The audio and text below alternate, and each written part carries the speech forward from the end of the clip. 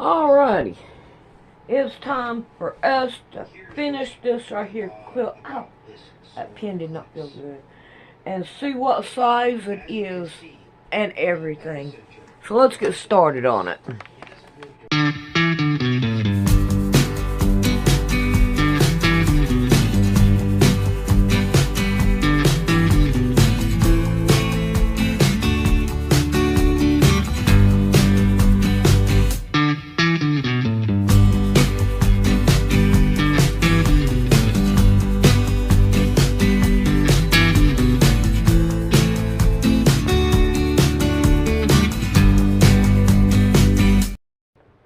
Yeah. Something was wrong. Mm-hmm. I was in year 6 and I sat down in a sex education lesson and I signed the permission form myself because I knew my mother wouldn't let me. Oh, wow, really? And I really wanted to be What, so you forged her signature because you wanted to understand, right, okay. I wanted to understand what it was, and because she was so adamant for me not to do it, I faked her. I knew her signature, so I just signed her name. And I sat in class, and I remember them showing the male genitalia and the female. And then I looked at the female, and I thought, I couldn't even care. I've never seen male genitalia. I did not care. Yeah. But the female one, I was so focused on that one. And even the fact that my teacher didn't pick that up, or I was just so confused because it looked what it should look like. But for me, I was like, that's disgusting. Yeah. You know, why do you have all of them bits? I don't.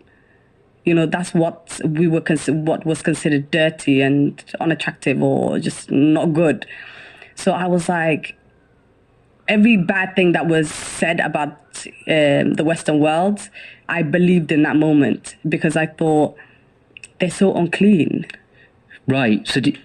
So prior to that moment, had you thought that FGM happened here as well? Yeah. But then that moment you realised it hadn't. Yeah. And so for you it was like, oh yeah, all the rumours are true. It's disgusting and dirty. Wow, okay, that's And I was like, the females here are, you know, they must be disgusting and dirty and, you know, we're cleaner. And But then I quickly realised after high school, not after high school, during high school, that FGM was a crime and that it should have never happened.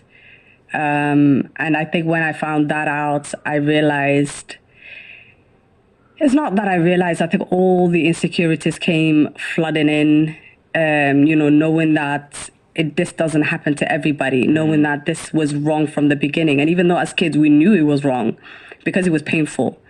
You know, it wasn't fun. It wasn't something to be excited about. We were tricked. So you start going back in your mind and thinking, yeah, you know, now that makes sense. Now this makes sense. Now this makes sense. But then it leaves us with, you know, resenting our family members, not being able to trust our family members, feeling abnormal in some cases. And how did you find that out? When you say you left high school and you realised it was wrong and it was a crime, what was the trigger for finding that out? I think, I really don't remember, but I think it was in high school. Another young friend of mine also went through the same thing, but she came here when she was really, really young. So it happened to her when she was maybe 2-3 years old. So she was very open about it. I always kept, you know, I was told to keep my mouth shut, so I kept my mouth shut. But with her, she was so open. And I remember telling her, but it's, you know, isn't it a good thing? And she's like, no, it's not. They lie to us. This is not right. You should have never been done. It's not even an Islamic practice. And I think knowing that, I felt so betrayed by my family. Yeah. I felt like now I'm not normal. Everybody else in my school was normal and I wasn't normal. And I didn't know who was circumcised. You know, I say circumcised because that's the term they use. But I didn't know who had FGM and who didn't. You know, so... And did you feel embarrassed? So embarrassed. I never told a teacher. I was so ashamed And I just thought everyone is going to think you're damaged or, you know, because you were sealed shut. And when you face the reality of what a vagina actually looks like, you think, whoa, okay, mine does not look like that. And you know, you start putting yourself down. And within my family, they had a really bad habit of calling me a and a slut. And I think it's just, they didn't mean it. Just to clarify, like, was it a kind of in a family jokes way, or in the way that they actually were doing it to put you down? And I think it was to put me down, but it was more so a normal thing to say to girls. Okay. It just, you know, it just flows. It just comes out. So I don't think it was intentional. I think, you know, when they get frustrated or angry, they're like, oh, you know, whatever. But the way that we use those terminologies is more casual than insult. Obviously, coming to this country and being educated, we know now that that's an insult. You know, before it was like, oh, it's just something parents say. And one time I thought to myself, you know, as a teenager, is it because they thought that I was going to be, that they cut me? Because quickly you start to realize that, you know, it's to prevent girls from sex outside marriage. And I thought, did they think that I was going to do that? And that's why they did it. And I'm like, you know, it just really, really put my self-esteem was gone. I had lacked confidence. I had mood swings. And then I was labeled as a troublemaker. I wasn't learning like everybody else. I struggled with English and with reading. I guess, because also at the point when you're a teenager is when you start to think about relationships as well, even at a very low level, gentle, subtle level. But that must have had a huge impact on you, thinking about, what if people find out about that? You know, will I be able to date people? Dating was not in my mind, to be honest. I did date, but it's not the common. Well, it could be, but my dating was speaking to them. I could never have someone physically touch me like that in a sexual way anyway. Because in the back of my mind, I knew what was happening down there. So I just thought I didn't want anyone to find out my disgusting secret. You know, and then it became my disgusting secret. So I didn't tell anyone, even the guys that I used to date back in high school and talk to, and my friends, and, you know, I didn't ever talk about it. I acted as if, you know, I am normal, knowing that, you know, that I had this procedure done and I was suffering in silence. But that was the only thing I knew how to do. Okay. I know that there's another big part of your story as well, yes, which I'm gonna it's are you happy if we move on to that now? Of course. Yeah, great. Do you feel like you've said everything you want to say about that period? Because we'll do a summary at the end. Yes. But is there anything else from that period that you think is important for people to know? I think it's important for people to know that from the time I came to the UK up to when I left to go back to Somalia, the topic we're just about to discuss after, I have visited doctors multiple times. I've been examined multiple times, and I've been sent home multiple times. And it was really disheartening to know that I didn't have the support of medical professionals in terms of, you know, defibrillation exists now, which is opening that wound up. Okay. But that was never an option for someone as young as myself. So we then saw that as, you just want us to stay shut. So you're okay with it as well. Because you examined me and you just sent me home. Oh, well, you're right, yeah. You know, so it felt like I was trapped in two different societies that I was a part of, but I wasn't allowed to be either one. You know, the Western world wanted me to be more Western, and the Somalian one wanted to be more Somalian. So you get lost in the middle. What should they have done? For anyone watching, you know, we could have a doctor watching who looks at somebody who has a similar condition. What should that person do? I think that you should really consider person-centered care. One, not all survivors are the same. Not two experiences are the same. So support that person in the way they want to be supported. Do not allow them to leave with the same discomfort that they came in with. Have a solution for them at hand. I know that defibrillation now is an option for people who are not pregnant, where before it was only for pregnant women. Got you. Which was quite shocking, to be honest with you. Why not help them before they get pregnant, But now that is an option, I think a lot doctors and nurses, any professional that has a duty of care that comes across a survivor needs to do their job in providing the service that they came and asked you for. It's as simple as that, yeah.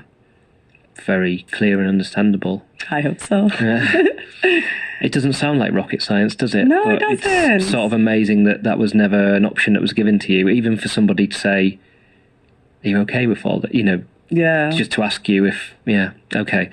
Okay, so let's move on to the next chapter. Okay. What age are you when you decided to go back to Somalia to reconnect? I was 17. 17, okay. So did you finish sixth form or high school? No, I didn't start. I started, but because of my insecurities and my doubts and my trauma, I was, again, like I said, I was labeled a bad child, someone who did not conform to, the Somalian norms. So I knew of this culture that we have called Dhaqan Elis, and it means to reculture. Ah, okay. So because I used to hear it growing up, and I know siblings and cousins, not siblings, but cousins and relatives who were sent back to Somalia, I thought instead of them sending me back, let me, offer that up and be a good child to my parents, prove that I can be responsible and, I want to get to know my country. And I was very naive, to say the least. I expected the best. I don't know why. But if you think about it, even though in Somalia, the FGM was really bad, that is the only, and something else happened. But the only two bad things happened to me in the whole time that I was there. So I remembered the good things. The going to play with my siblings and being so free and climbing trees and causing trouble. It was very fun, my siblings, cousins and all. And I guess at that age, if you're a kind of teenager, you're looking for acceptance, aren't you? Yeah. If you feel different from where you are right now in the UK, you're going to think, maybe I can find acceptance in the other place where I share my culture. I was actually hoping that my family would accept me more. Yeah. If I, said that I'm going to do this for them and, for myself. And I went back to Somalia still thinking that I was that 6-year-old kid and they're going to treat me the way that they treated me then. But I was a grown-ass woman. The treatment I didn't realize was going to be completely different to when I was a child.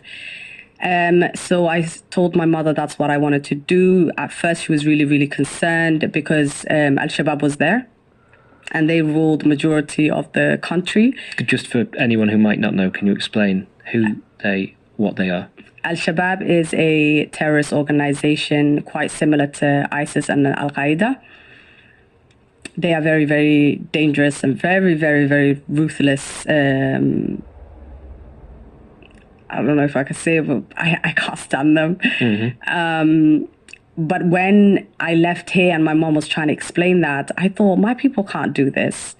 Again, I was so naive and I thought it was just the Western world that was trying to portray my country in this way. And I thought, no, nothing's going to happen to me. I'll be fine, I promise. So she agreed.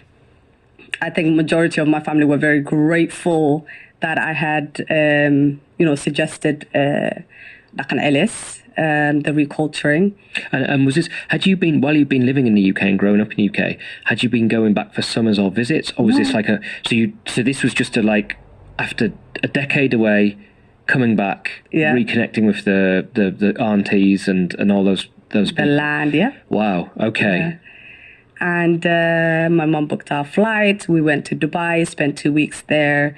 bought me gifts, and then we went to Somalia, where I got dropped off, and then my mom came back to the UK along with my passport. She took your passport back to the UK? Yes. Oh, why did she do that? That's what happens with Dhaqan Ellis. They take your passport. Wow. But with my mom, the reason that she gave, because I asked, is because one, I am very, very forgetful. I'm not going to lie to you. Right. I'm not going to sit here and lie. I am very, very forgetful. And she didn't want me to lose it in that country because anyone else can use it and to come, in my place. Because there was a terrorist organization there as well. If anyone had, my passport, then that would also cause a risk to myself and here, and she would get into trouble. So I think she was trying to protect myself. And keep it safe. Yeah. Right, okay. That was the idea.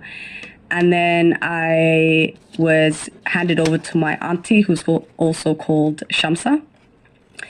And I stayed with her for 3 months, but I remember the first 3 days, it was so surreal. Everything was so different to what I grew up in here. And I remember her coming up to me one day, and the girls were, looked like they were going somewhere. I'm like, where's everyone going? And everyone seemed to have, be going in the same direction. I'm like, where's everyone going? So they said, oh, there's something called Ta'shir. I was like, what's Ta'shir? And it basically means when Al-Shabaab decide to punish someone for a crime, everyone in that town has to come and watch. Has to? Yeah. Wow. Yeah. And this is men, women, and children. And men were lined up on one side, women were lined up on the side, and my auntie begged me not to go. And I said, if you want me to believe that my people are capable of this, then I will go, because I used to see this on TV. Yeah. I need to see it with my own eyes. I wish I didn't go. I really wish I didn't go. I got there, and I don't know how, but I ended up in the front of the line because everyone was so scared. They were kind of like, ooh, pushing back. And they brought the man out, nailed him down, and then I found out that he was going to have his hand cut off.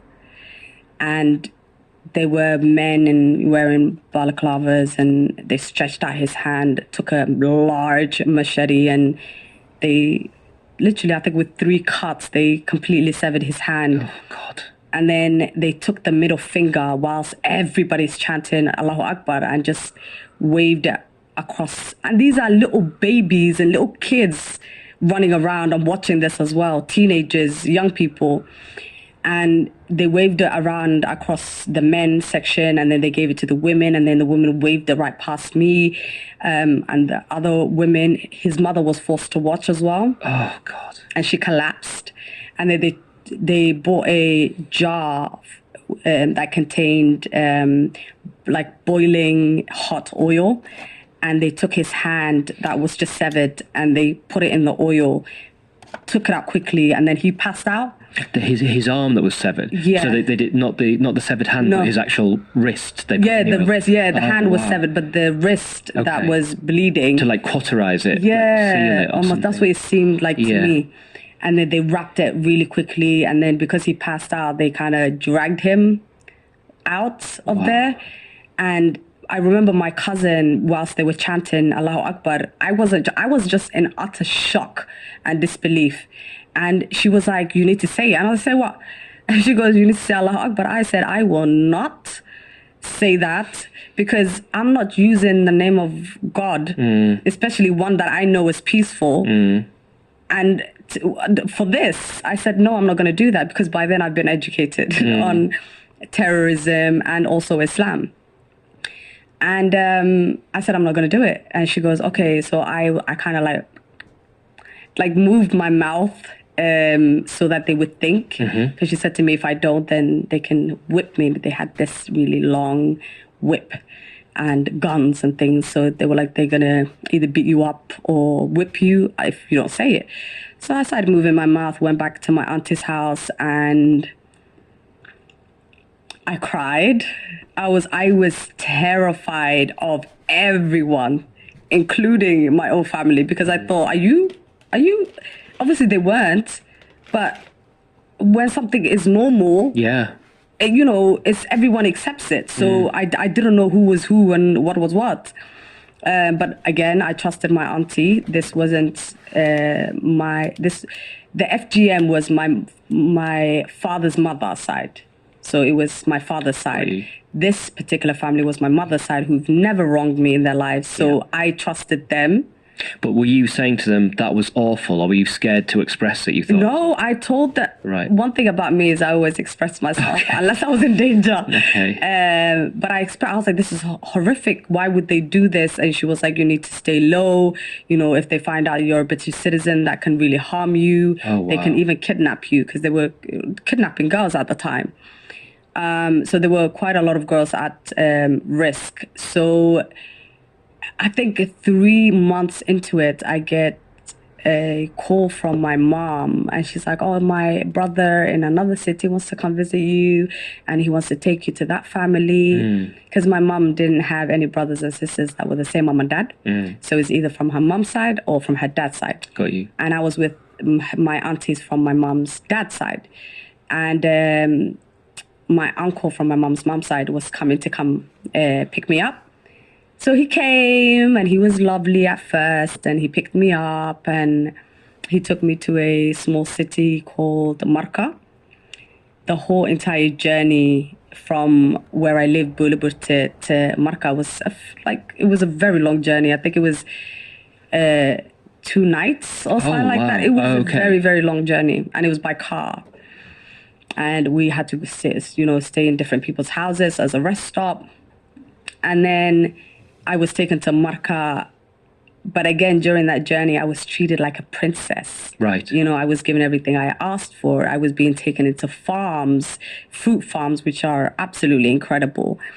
And I was just like, oh, I'm so lucky to have a family. Although the place I lived was really dangerous, I thought, I have a family that will help me explore, And when we got there, things changed quite rapidly.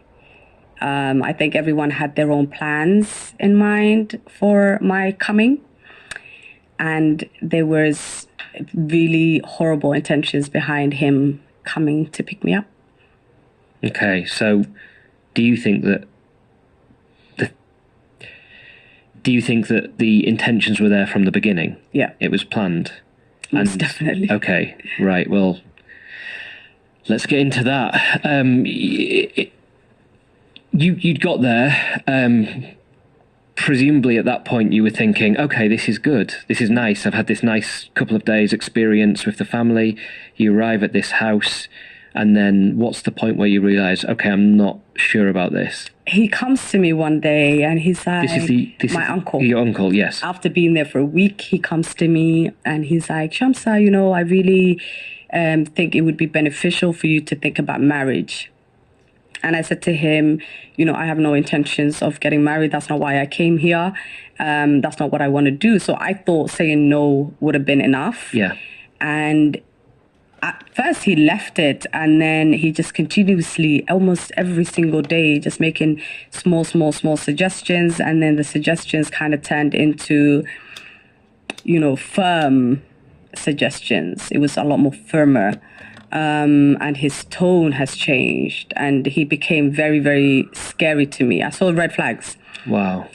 And then he got a phone call one day, and he goes, Shamsa, come here. So he gives me the phone, and it's my auntie, his sister, who was in a city that I passed, and she never said 2 words to me. She knew I was there, never came to see me. And she goes, oh, I would love to introduce you to my son. I want you to meet him, and if you guys like each other, you can get married. And again, I said to her... On that first phone call? Yeah. Okay. And I said no. But this is why I knew it was premeditated. I knew that there was a plan before he even got me. Mm-hmm. And I said, no, I'm not interested. So because it was so consistent, the ask of getting married, get married. Then one day I went to him and I said, if you're so desperate for me to get married, because I got really scared at that point. I said, I was talking to someone I wasn't even talking to him really. He was a friend of mine, and he lived in my auntie's place where I was staying previously. So I suggested him. I was like, if you're going to force me to get married, at least, someone I know and someone I've met. I said him. He took the phone, and just for suggesting it, I got beaten the hell out of. He beat me up really bad. And he's a grown man. This is a grown-ass man. Yeah. Wow. And I was 17 at the time. And before that, had you seen any sign of physical abuse like that? Just his tone changed before that, but he's never got physical with me. But because of the suggestion, it was like all his plans were falling apart because of my one suggestion. So the asking for me to get married was not asking anymore. It was more threats, and it's going to happen. And I suppose at that point, you've been driven 2 days away. It's not like you can just go, I'm going to fly home. You've got no passport. Yeah. No way of getting to the airport. Yeah, no. I didn't even have he took my phone from at that point, so I had nothing. Oh, wow. And this didn't happen straight away. It was like weeks into it. Yeah. When by the time it got to a month of me being there, it turned into threats. Yeah. So one of the threats was Al-Shabaab, the terrorist organization, ruled Marka, that particular city. And because it was so small, it's in between mountains and water. So government decided not to invade because everyone in that small city would die. There's nowhere for people to escape. So one of his threats was, I'm going to call Al-Shabaab and I will get you locked up for being an Asi Walideen, which means someone who's bad to their parent. We're not allowed to talk back to our parents. That we are considered bad if we do, even if we're in the right. And in the prisons, the sentence is 3 months for that. And in those prisons, women tend to get sexually assaulted. Right. And when I heard about the things that go on in those prisons, because people have just volunteered this information to you, I was terrified. And I thought, I can't, because I will die. They will kill me. And plus, I'm a British citizen. So they will have a field day with that one. So I thought, okay, I need to minimize all of the, big mouth that I have. I have to keep my true self in and just agree to everything they say from this point onwards. Survival mode. I was on survival mode. And then one day I got a call from my mom. He got a call from my mom. And because I didn't have access to a phone, he just said, oh, you can call me and you can speak to her. And he sat me down, put the phone onto my mom, and she was like, oh, uncle told me that you wanted to get married. You found a nice boy. And they told him that it was his sister's son. And she was like, I've never met him, but he seems like a nice person. Obviously, this isn't anyone that my sister raised is good. I could not say anything because I knew if I did, once I got off the phone, he will beat the shit out of me. So I said, yeah. But in my 17-year-old mind, I was trying to find a way to escape. So I thought, just say yeah now. Then there's no risk to me being beaten. So I can try to devise a plan for me to escape. My mother bought me a camera. I sold it. My friends from London, 2 teenage girls the same age as me, collected money to send to me. I think it was $100. But that wasn't enough to get out because there was absolutely no way out. If I went by car, there's checkpoints everywhere. One of my uncle's other threats was, I'm going to put your picture in every single checkpoint from there to the city where it was government controlled. So I was like, okay, I can't even leave because this man is, threatening to take my photo and put it everywhere. I can't take a flight because there's no airport. I can't go see because I can't swim. So I was trapped. To say that I was trapped is an understatement. One day I was in the toilet and I get a knock on my the bathroom door, and they're like, hurry up, hurry up, hurry up. So I quickly got dressed, came into the room. I was escorted into a room my uncle was in, and there was some young man sat next to him. So I was told to sit down. There's a plate of food that I haven't seen. This was the same type of presentation I had when I first arrived. Yeah. And he was like, oh, meet Hassan. Hassan was his name. Till this day, I don't know his last name. I'm not going to lie to you. Wow. I have never been told his last name, so I don't know. Even though his family, I don't know because, like I said, my mother's siblings are very... So we didn't know our cousins like that, especially back home. He introduces him and he says, this is the person I want you to get married to. And I was like, oh, whoa. And he explains, this is your auntie's son. So in my mind, I'm thinking, my first cousin, it's my blood. Yeah. And I said, I'm not interested in getting married. And I said that out loud. I said, I don't want to get married. In front of the boy as well. Yeah. I said, I don't want to get married. Because I thought maybe if I say that, then he would not want to do it as well. And then my uncle was like, oh, don't worry, you know, you'll come around.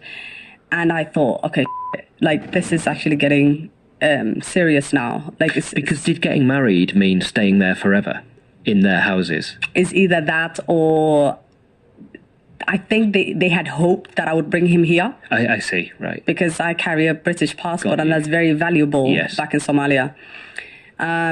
So I just could not get over the fact that he bought this man from, you know, it was very far. It was like miles away from the city that I started with. So I thought, okay. And when you say this man, how old was he?